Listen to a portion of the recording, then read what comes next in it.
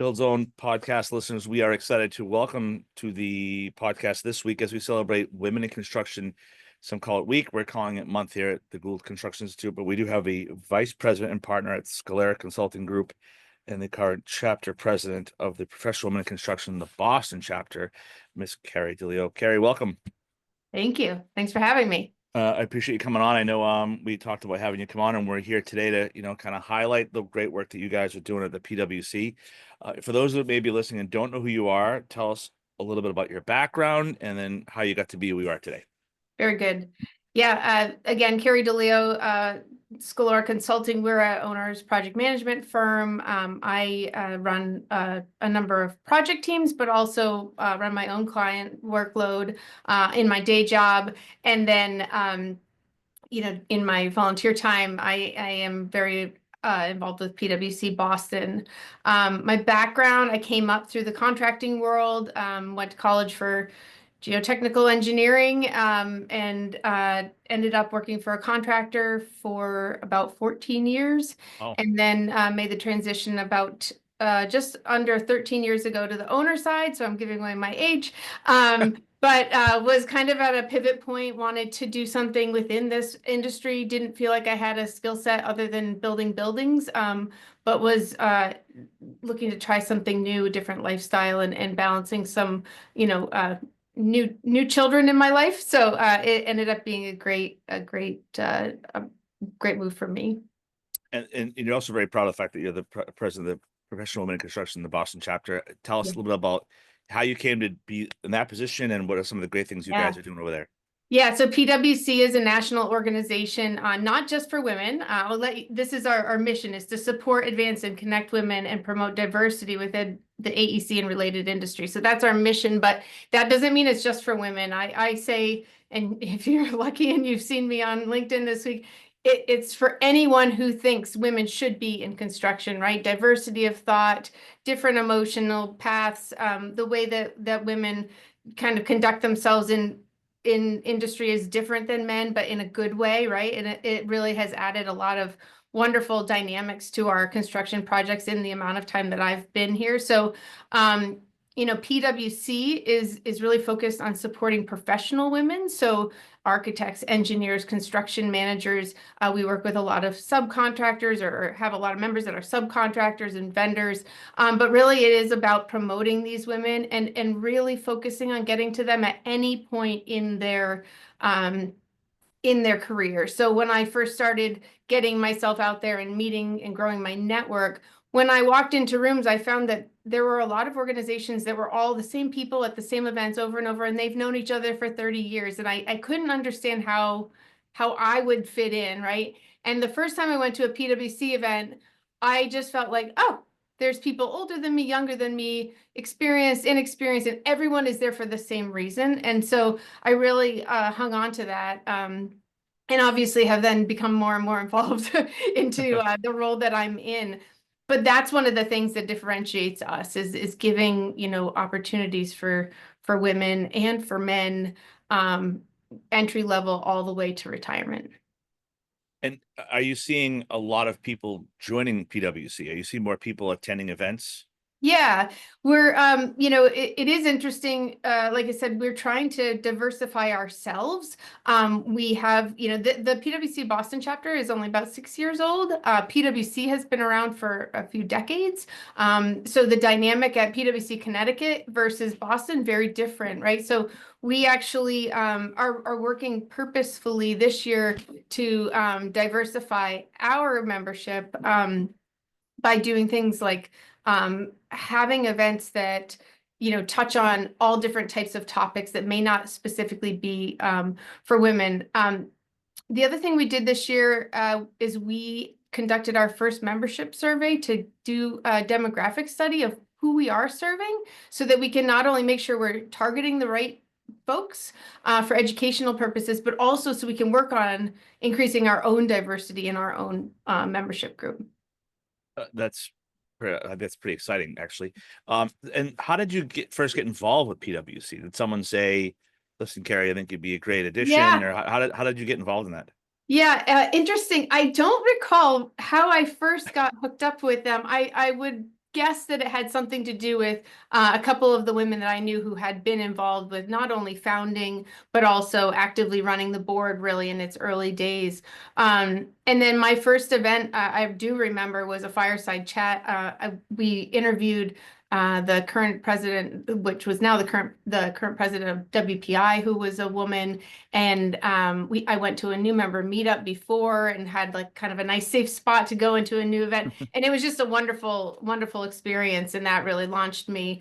And so I try to do the same with others, right? I actually had two different folks in my network reach out to me in the last week that said, hey, tell me about what this is. That's Should I be great. involved, right? And doing the same in my own organization to get my folks there and meeting and enjoying people.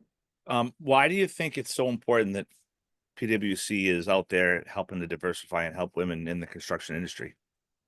Yeah, so there's been a lot of bad experiences with women over the years, right? And I think the development of the entire workforce in construction has really progressed, right? And I think now the kind of traditional experiences that women have aren't necessarily happening, but there's a lot of nuanced experiences, right? I was actually talking with Julie from Gould this morning about peer groups and you can have the most supportive group of men, but it's really hard to understand what it's like to be a mother in this industry, right? And Right. so I think that's where PwC is giving folks these connection points of folks that are really like them. And quite often it's our competitors, right? Like a lot of my closest PwC contacts are people I'm directly competing against for work. And it's an organization that allows you to still be very transparent, very encouraging. And I think folks get a lot out of that. Right. So I know we talked briefly beforehand. One of the things you're very proud of is a scholarship that the PwC folks Hmm. do. Yeah, I'm sure people would love to learn and listen to more about that. Can you yeah, explain the scholarships? for sure. I'll touch on two parts of our outreach and scholarship. So we do have an outreach and scholarship group committee within our board. Scholarship wise, it is our whole besides serving our members, the only other real major initiative that we have is to support our incoming members, I guess. So we do run a scholarship program for matriculating high school seniors and college students, both at technical schools, training schools, anything that has to do with construction, to allow them to give them a little leg up, right? I was talking with Julie this morning about if someone needs to go to trade school and learn their trade, whatever that may be, and financially they can't do that, then maybe our scholarship gives them some breathing room to be able to go to school full time for a couple of months or something like that, Right. right? That's great. Yeah, and so really, the only restriction to apply is you have to be interested in going into architecture, engineering, construction, right? Right. But the goal for us is that over the coming years, as we settle in as a chapter, that our sponsorship and our membership fees and our ticket sales kind of are self-sustaining for our programming, and that all the money that we raise throughout the year can just be funneled directly to scholarships. So we're working on extending our reach there, broadening that. So, I do encourage, there is some information on Professional Women in Construction Boston's website about who to contact. Those scholarships, I think, are opening the end of next month. But it's any student, we want to reach them and we want to give them an opportunity. The second part of that committee is the outreach. And we have been partnering with a team at Haley and Aldrich, who's been doing a lot of pipeline work and getting into the high schools, the technical colleges, things like that, to really get to meet the students, right? You really need to get to folks earlier than when they get Right. their diploma.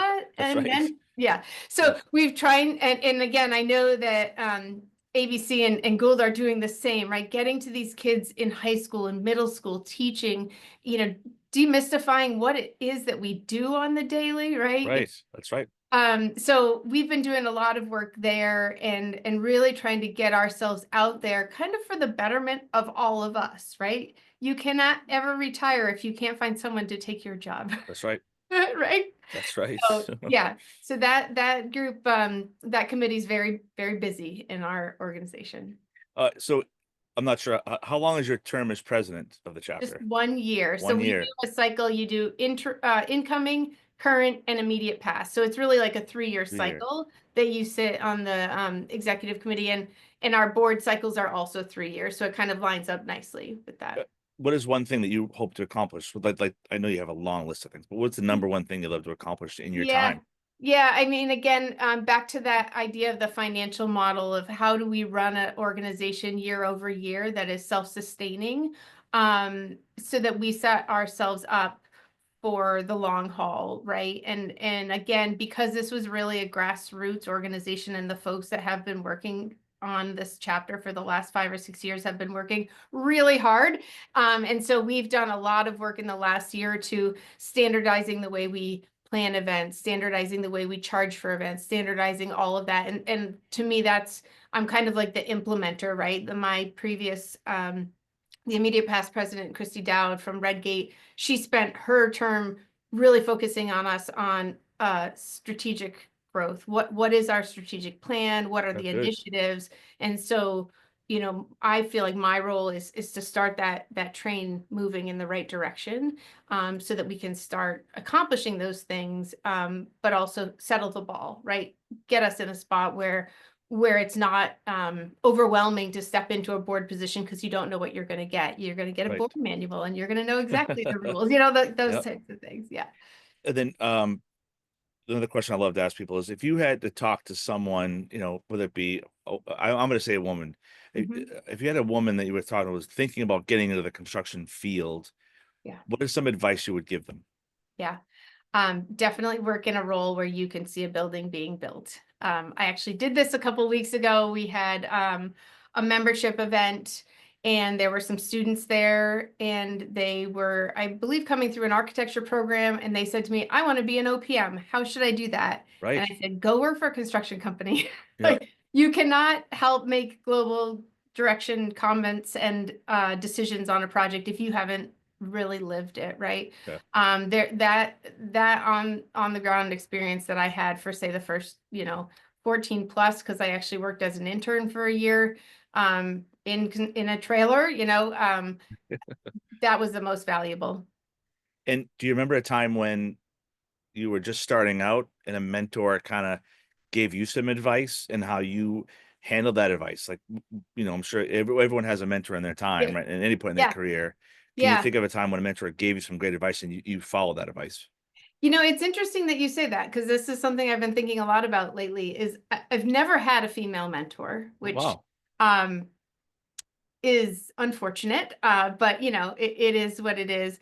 I think I don't recall like a specific piece of advice, but what I have witnessed is um, being in a position where using your vulnerability can actually be used to your advantage, right? So when I first started in this industry, I looked very, very young. Folks in the field thought I was just getting out of high school, and I was like, no, I've been to college. And I know I still look 14, but here Yeah. I am. But learning how to leverage those relationships with electricians and carpenters to ask them in a way that wasn't insulting and wasn't presumptuous, like, what are you doing? Explain this to me, right? And not be afraid. I think that idea of like not being afraid to show what you don't know, um, is something maybe I needed to hear, and I had to learn on my own because am naturally curious, and I needed to find out the information to be able to run a project. But I feel like that's what I would like to share with others is like, don't, like, people love what they do. Hmm. Let them show you, right? That's Let right. them, be your cheat sheet. We've got some teachers here, and during the orientation for teachers, I'll tell my teachers, if you think back over the course of your lifetime, your career, how many teachers you've had, maybe it's 100, maybe it's 300. And if you think about of those 100 or 300 teachers you've had, how many really impacted your life? Maybe it's two, maybe it's three, maybe you Yeah, can just remember one person, yeah, right? I want my teachers to be that one person, and yeah, in the students' lives, exactly. which is fantastic. Exactly. We're very fortunate here at the Gould Construction Institute that there's a lot of women here. I think I'm the only male kind of on the school side. And I Oh, feel very fortunate.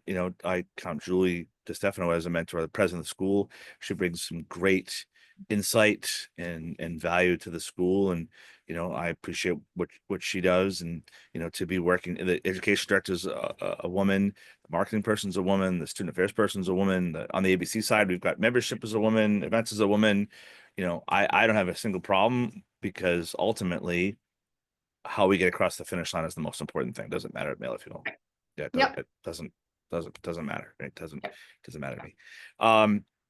Let's see what else. Is there anything else on the PwC side you wanted to mention or talk about that people would like to learn about, or Yeah, I mean, I would encourage people to check it out, right?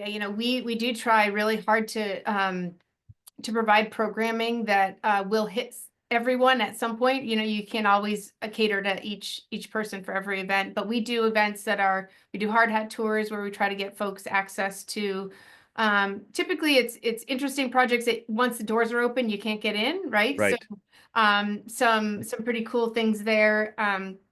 We have a new series we're getting ready for our third called Purposeful Diversity, and we've talked with women-owned and minority-owned businesses about their journeys. We did one about neurodiversity and how to help folks who are neurodiverse not only like on your job sites, but in your office and in your life, right? And right, again, not really anything to do with construction, but things we think are really important for folks. yeah. And so we're working through those types of topics. We do events that are just member-only events that are focused on networking and meeting new people.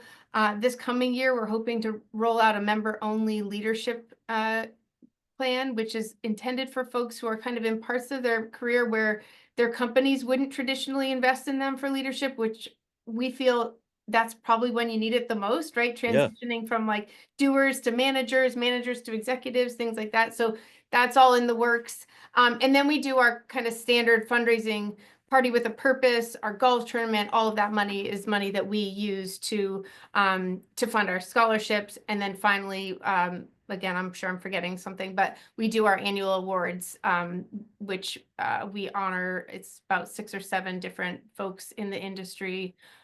Huge event, really inspiring stories, really great stuff. Um, if you want to plug the golf tournament real quick, when's the golf tournament? How do they get involved in that? Yeah, so the golf tournament's in May. And fortunately or unfortunately, I don't know that I need to plug it because we usually sell it out before we even register, Well, that's open great. registration. Yeah, yeah. So it's fantastic. This is probably the 4th or 5th year as the full 18 holes.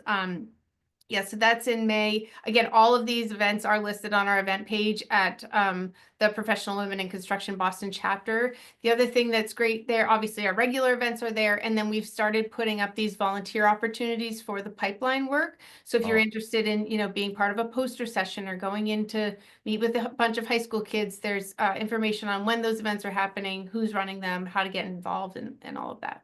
what's the website, just for in case anybody wants? I'll put that on the video piece. Yeah, I'll have to get the actual, I always just type into my Google All professional right, women and then, in Boston, make sure. But if you go to the national, you can redirect. all right. And then if anybody out there wanted to get a hold of you for any reason, for any questions they may have, what's the best way to do that?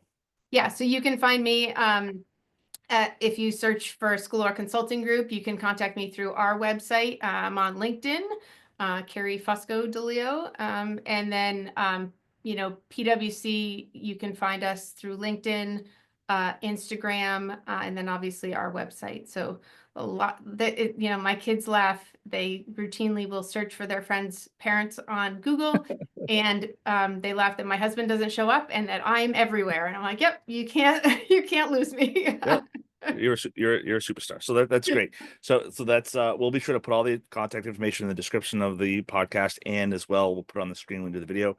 But now, because my favorite part of the podcast is the lightning round, we'll insert some lightning sound effects, and we ask you 10 rapid fire questions. We hope there's no passes because we told Keri what happens if she passes. But the first question we like to ask people is, if there was a zombie apocalypse coming, who are 3 people you would want to fight with you on your team? You can pick anybody you want. Dead, alive, fictional, doesn't matter. Okay. Fight with me, not fight Fight. for. Okay. That You're gonna changes my fight. answer. Yeah, who's gonna be on your team? Who's gonna be fighting those zombies with you? You know, I would definitely say my husband, great partner, and life fighter with me. I would probably pick um I would probably pick John Ricker, who's my partner at Scalora Consulting, because nobody's getting in his way. And then, great, let me think. Who would I pick? Um, let's see. I don't know if you could pick somebody posthumously, I would pick my dad because All he, right. yeah, he would have. Let's presume the zombie apocalypse happened a while back. All right. Let's see here. What is your most used emoji? Oh, definitely the sideways laughing guy, all day, every day. All right. If you had to sing karaoke, what song would you pick? Desperado by the Eagles. All right. If a movie Not was well. made, if move, yeah, with you know, there's no judging. We're gonna figure you're a great singer. If a movie was made of your life, who would play you, and what would the genre be? Oh God. Who would play me? Yep. I would say maybe someone, so the genre would definitely be some type of comedic debacle. And so maybe somebody like Kristen Bell or someone who doesn't take themselves too seriously. All right. If you could add anyone to Mount Rushmore, who would it be and why? Add one. I would add I don't know. I guess, you know, without talking politics at all, I would add Barack Obama because I thought what, you know, he opened a lot of eyes in this whether you agreed or didn't. I think it was an interesting time of, in our country Yeah, when he was elected. excellent. Not many people said Barack, but I would say few people have, but several people have mentioned. Yeah. When you were a child, what did you want to be when you grew up? Well, I always knew I wanted to build things. I thought I wanted to be an architect, but I That's landed great. in, yeah, That's great. Yep. landed in construction. Coffee. Are you a coffee or tea drinker? Both, Both. mostly coffee, but coffee in the morning, tea at night, every Uh, day. if you had a time machine, would you go back in time or into the future? And then where would you go? I would probably go back. I'd love to redo, you know, maybe the last 20 years now, knowing what I know, right? It's funny when you say 20 years, you're only going back to 2005. I mean, it's not Yeah. like you go, if you said 40 years, it'd be different because you're going back to the 80s, but you're only going back 20 years. I really like having an iPhone, so I don't want to go too far All back. right. Yeah, okay. That's fine. Are you a cat or dog person? Neither. Had cats in my life, but we don't have pets. No pets. Have you ever completed anything on your bucket list? Oh, sure. Um, my bucket list is really long.